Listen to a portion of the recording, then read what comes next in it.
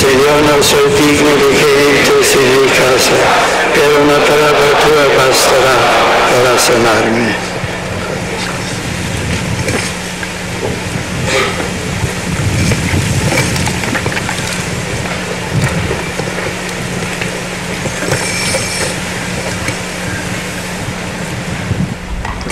Ahora, dentro de la liturgia eucarística, comienza el rito de la Sagrada Comunión. Anteriormente ustedes escucharon que el Santo Padre, al elevar el cuerpo de Cristo, dijo: este es el Cordero de Dios que quita el pecado del mundo. Magda, te sigo comentando lo de la Pascua. Los judíos sacrificaban un corderito que era la comida de esa Pascua. Cristo, por la providencia del plan de Dios, muere en medio del marco de la Pascua, porque entonces, al decir Cristo que esto es su cuerpo y este es el cáliz de su sangre, y al día siguiente, lo que ha celebrado antes de una manera sacramental, el día siguiente se realiza con su muerte cruenta en la cruz, en ese mismo instante, según el Evangelio de San Juan, se estaba sacrificando el corderito para la Pascua de los judíos en el templo. Cristo es el Cordero de Dios. Y como te expliqué el lunes en la misa de Santiago, en el báculo del Papa está en el centro el Cordero de Dios, que es Jesucristo. Creo que es bueno resaltar en este momento el hecho de que el Santo Padre da la comunión a personas que han sido distinguidas, podríamos decir, 30 personas que representan el occidente del país, y especialmente La Habana, que es la sede de esta ceremonia eucarística. Y es lo que vemos que está sucediendo en estos instantes cuando esos fieles se acercan al estrado para recibir esa comunión del Santo Padre. Los televidentes podrán darse cuenta cómo las personas que están recibiendo la Sagrada Comunión de las manos del Santo Padre se arrodillan ante él en un reclinatorio que se les ha colocado.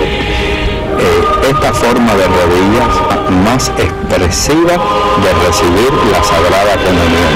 ¿Por qué? Porque están recibiendo al mismo Cristo, al mismo Dios, al grandísimo. Y ellos de rodillas expresan la humildad del hombre. Dentro de estas personas, y ojalá que la cámara pudiera televisarlo, va a recibir la Sagrada Comunión la Madre Teresa María de la Caridad, una manzanillera, una cubana. Usted dice que es la monja de más edad en Cuba, pero que además Magda pertenece a la orden de las Carmelitas Descalzas. Yo quería hacerle otra pregunta, porque cuando miramos hacia el público, el blanco es un color que prevalece. No así el morado en todo el espacio de los prelados. El blanco que prevalece en el público asistente, ¿es eso un símbolo? No es coincidencia. Coincidencia.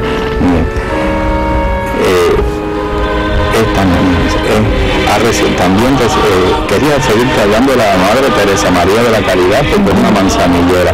Lleva 65 años en el claustro. Las monjas carmelitas, que siempre es una incógnita para las personas de la calle, permanecen siempre en la vida cerrada, orando por nosotros.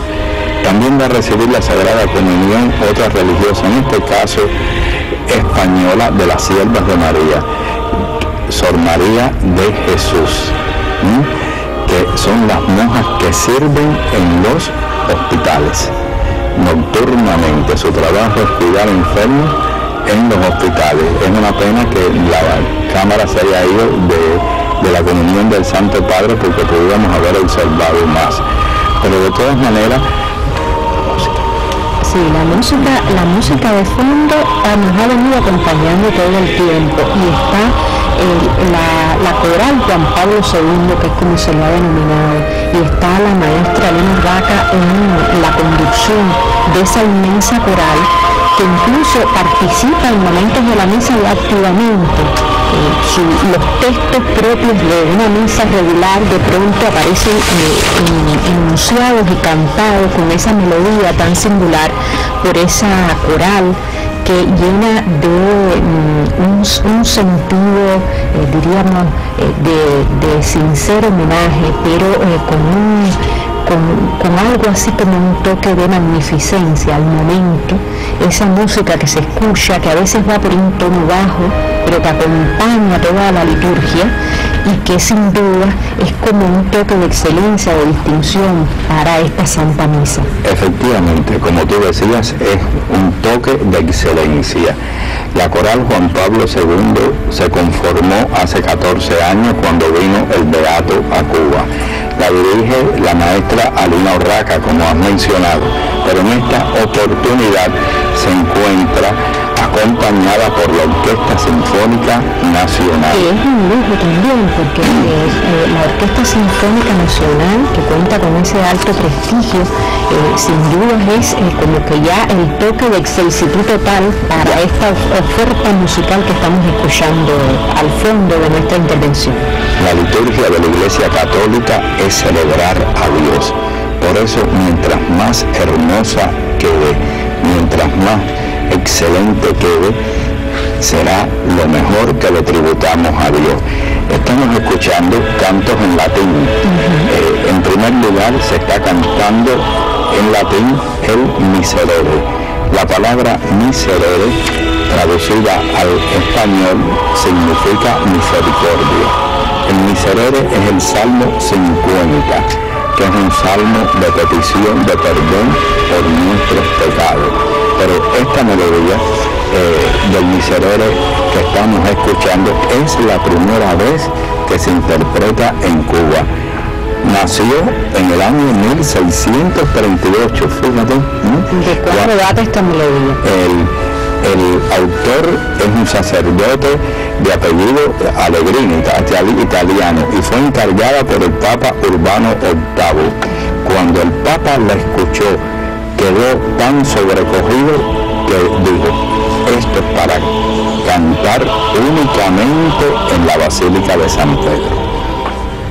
Años más tarde, en el siglo, trajo esa frontera de San Pedro a otros lugares del mundo, y hoy está en Cuba el canto del Miserere. La Basílica de San Pedro, que está en el corazón del Vaticano, podríamos decir. Exacto. Y que es la basílica que lleva ese nombre, que alude también a la procedencia del propio Santo Padre, de Benedicto XVI. Usted me estaba hablando del ministerio del Santo Padre, que se asocia mucho con San Pedro y con la piedra como un elemento esencial.